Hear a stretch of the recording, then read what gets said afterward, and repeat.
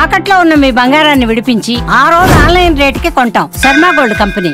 నమస్కారం, సుమన్ టీవీకి స్వాగతం. 2025 జనవరి మాసం ద్వాదశ రాశుల వారికి ఎలా ఉండబోతుంది, నవగ్రహాల సంచారం వీరికి ఎలా ఉంది, ఎటువంటి ఫలితాలను ఇస్తున్నాయి, ఈ విషయాలను తెలియజేసేందుకు మనతో పాటు ఉన్నారు ప్రముఖ జ్యోతిష్యరత్న జ్యోతిష్య చక్ర వైభవ నిపుణ డాక్టర్ రాళ్లపల్లి రవికుమార్ గారు. గురుగారు నమస్కారం. నమస్కారం. గురుగారు, ద్వాదశ రాశుల గురించి తెలుసుకునే ముందుగా నవగ్రహాల సంచారం ఎలా ఉంది, ఎటువంటి ఫలితాలను ఇస్తున్నాయి? శరదిందు సమాకారే పరబ్రహ్మ స్వరూపిణి వాసరాపీఠ నిలయే సరస్వతి నమస్తుతే. సుమన్ టీవీ ప్రేక్షకులకి నమస్కారం. ముందుగా నవగ్రహాలు ద్వాదశ రాశుల్లో జనవరి నెలలో ఎక్కడ ఉన్నాయో ఇప్పుడు తెలుసుకుందాం.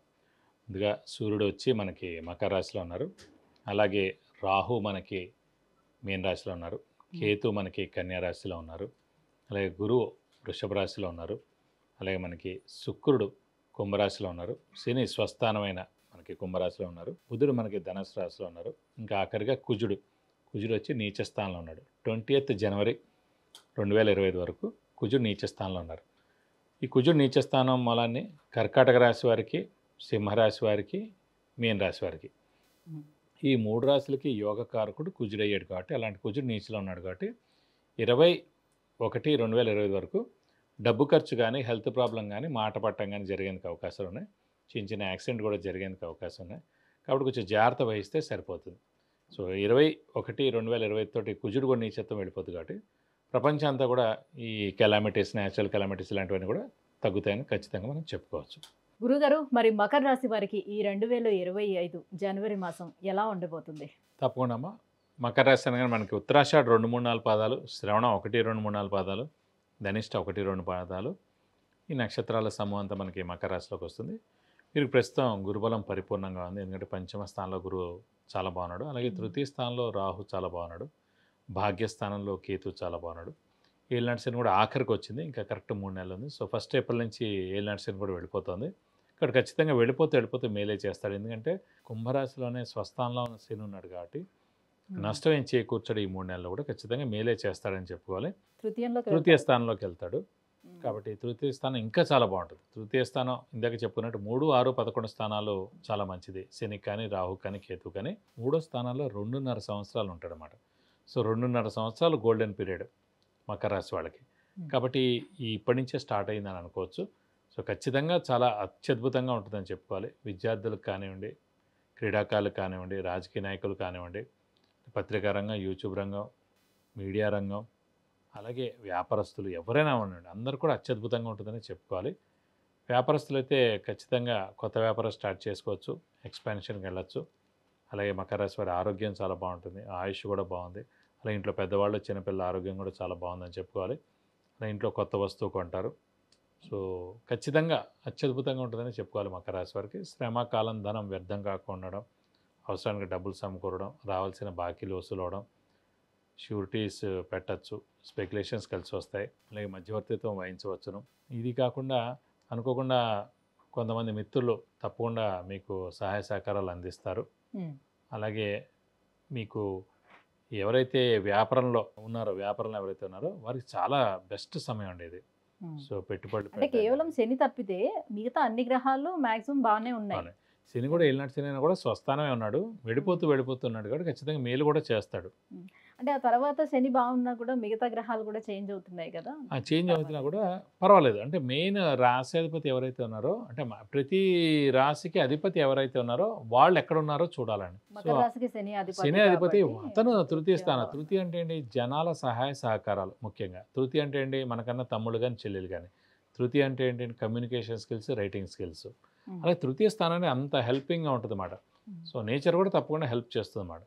పైగా మీన రాశిలో గురువు స్థానంలోకి వెళ్తున్నాడు. సో ఖచ్చితంగా దైవబలం, దైవానుగ్రహం కూడా పరిపూర్ణంగా ఉంటుంది అన్నమాట. సో ఖచ్చితంగా అనుకున్న పనులన్నీ తప్పకుండా నెరవేరుతాయి.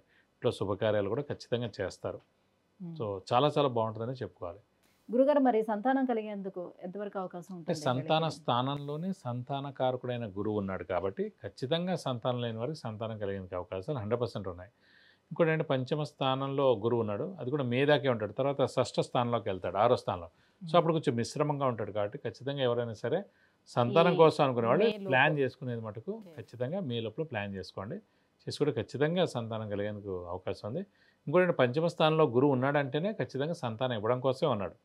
ఖచ్చితంగా సంతానం లేని వారికి ఖచ్చితంగా ఈ సంవత్సరం సంతానం కలిగేందుకు అవకాశాలు ఎక్కువగా ఉన్నాయి. అలాగే వివాహ ప్రయత్నాలు కూడా ఫలిస్తాయా? వివాహం కూడా అంతే అండి. 2, 5, 7, 9, 11 స్థానాల్లో గురువు ఉంటే కనుక మనకి గురుబలం ఎలా అయితే అనుకున్నాం, సో ఖచ్చితంగా పంచమ స్థానంలో గురువు ఉన్నందుకు ఖచ్చితంగా అవివాహితులు ఎవరైతే ఉన్నారో వాళ్ళందరూ కూడా వివాహం ఎందుకు అవకాశాలు ఎక్కువగా ఉన్నాయి. ఏదైనా సరే మానవ ప్రయత్నం మెయిన్ అండి. సో మానవ ప్రయత్నం ఖచ్చితంగా చేయాలి. అలాగే మీరు కూడా ఇంట్రెస్ట్గా ఉండాలి వివాహం చేసుకోవడానికి. సో నేను వివాహానికి రెడీగా ఉన్నాను, వివాహం చేసుకోదలుచుకున్నాను అని మీరు రెడీగా ఉంటే ఖచ్చితంగా గురుబలం అనేది మీకు తోడై ఖచ్చితంగా వివాహం ఖచ్చితంగా అవుతుందని చెప్పుకోవాలి. వాళ్ళకి ఆరోగ్యపరంగా ఏ రకంగా ఉండే అవకాశం ఉంటుంది? ఆరోగ్యపరంగా అంటే కనుక మనకి శని చూసుకోవాలి. శని ద్వితీయ స్థానంలో ఉన్నా కూడా స్వస్థానం అయ్యాడు కాబట్టి, సో ఏలినాటి శని నడుస్తున్నా కూడా ఖచ్చితంగా ఆరోగ్యం బాగుంటుందని చెప్పుకోవాలి. మేజర్ ప్రాబ్లం అంతా కనుక 2020-23 జరిగిందండి మకర రాశి వాళ్ళందరూ కూడా. సో అప్పుడే కరోనా టైం కూడా. సో కరోనా టైం వచ్చినప్పుడే మకర రాశిలో శని ఉంది కాబట్టి రాశిలోనే శని ఉన్నా అంటే హయ్యెస్ట్గా ఎక్కువగా ప్రాబ్లమ్స్ ఫేస్ చేసింది మకర రాశి వాళ్ళే. అటు అనారోగ్యంతో కానివ్వండి, భార్యాభర్తల మధ్య అన్యోన్యత కానివ్వండి, అలాగే ఫైనాన్షియల్గా కానివ్వండి, అలాగే నేమ్ అండ్ ఫేమ్ వైజ్ కానివ్వండి, చుట్టాల నుంచి ఎదుర్కొన్న సమస్యలు కానివ్వండి, అన్నీ కూడా తన రాశిలోనే తన ప్లేస్ లోనే తన రాశిలో తన ప్లేస్లో ఉన్నా కూడా చంద్రుడు మనస్కారకుడు, బుద్ధికారకుడు. అలాంటి చంద్రుడిని కలిసి ఉన్నాడు కాబట్టి మనసుకి బుద్ధికి అన్నిటికి కూడా ప్రాబ్లమ్స్ క్రియేట్ చేశాడనమాట. సో అందుగురించి అప్పుడే కరోనా రావడం, ప్రపంచంలో కరోనా అప్పుడే వచ్చింది. సో ఎక్కువగా ఎఫెక్ట్ అయింది మటుకు మకర రాశి వాళ్ళే. సో 2023 జనవరి దాకా సరిపోయింది. సో 22 మే దాకా ఫుల్ ఫ్లెడ్జ్డ్గా కరోనా ఉంది. సో 2 ఏళ్ళు హయ్యెస్ట్గా ఎక్కువగా అనుభవించింది మకర రాశి వాళ్ళే.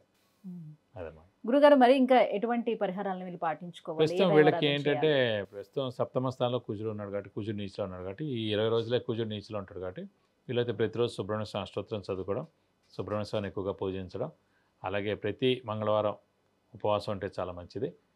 వీళ్ళైతే కనుక సుబ్రహ్మణ్య స్వామి టెంపుల్స్కి వెళ్ళి ప్రతి మంగళవారం 40 ప్రదక్షిణాలు చేస్తే కనుక జనవరి నెల అంతా కూడా మీకు అన్ని విధాలా మంచి చేకూరుతుంది. విద్య, ఉద్యోగం, విదేశీయానం, వివాహం, వ్యాపారం, సంతానం, గృహం, ఐశ్వర్యం వీటన్నిటికీ సంబంధించి ఎటువంటి విషయాలు తెలుసుకోవాలన్నా కింద స్క్రోల్ అవుతున్నటువంటి నెంబర్కి కాల్ చేసి గురుగారి యొక్క అపాయింట్మెంట్ పొందవచ్చు. గురుగారు మకర రాశి వారికి ఈ జనవరి మాసం ఎలా ఉండబోతుంది, సో ఏ దైవారాధన చేసుకోవాలి, ఎటువంటి పరిహారాన్ని పాటించుకోవాలి, ఈ విషయాన్ని తెలియజేస్తున్నందుకు ధన్యవాదాలు. నమస్కారం.